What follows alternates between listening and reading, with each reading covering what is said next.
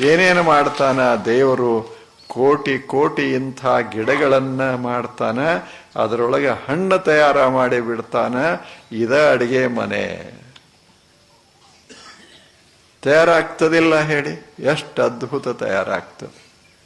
ಸುಮ್ಮನೆ ಒಂದು ಟೊಮ್ಯಾಟೊ ಒಂದು ಇಷ್ಟ ಇರ್ತದೆ, ಏನು ಮ್ಯಾಗ ಪ್ಯಾಕಿಂಗು, ಒಳಗೆ ರಸ, ಒಳಗೆ ಬೀಜಗಳು, ಅದರ ಸವಿ, ಮತ್ತೆಷ್ಟಿರ್ತದೆ? ಗಿಡ ಇಟ ಇರ್ತದೆ. ಗಿಡದಾಗಿರುವುದಿಲ್ಲ ಹಣ್ಣ, ಅದ ಹಣ್ಣು ಗಿಡದಿಂದ ಬರ್ತದೇನು ಹೇಳಿ? ಹಸರ ಎಲಿ ಅದ ಹಸರ, ಕಾಂಡದ ಅದ ಬ್ಯಾರೆ, ಬೇರ್ದಾಗಿಲ್ಲ. ಎಲ್ಲಿ ಇಲ್ಲದೆ ಇದ್ರು ಸಹಿತ ಕೊನೆಗೊಮ್ಮೆ ಅಂಥ ಚಲೋ ಕೆಂಪ ಅಲ್ಲ ನಾ ಹೇಳೋದು. ಟೊಮ್ಯಾಟೊ ಇಂಥ ಟೊಮ್ಯಾಟೊ ಅಲ್ಲ, ಇಟಿಟ ಇರ್ತಾವಲ್ಲ ಅವು. ಇವೆಲ್ಲ ನೀವು ಮಾಡಿದ್ದು. ಎಷ್ಟು ಸವಿ ಇರ್ತಾವ, ಅಟ್ರಾಗ ಏನು ಆನಂದ ಇರ್ತದ. ಅದು ಬಾಣಸದ ಮನೆ.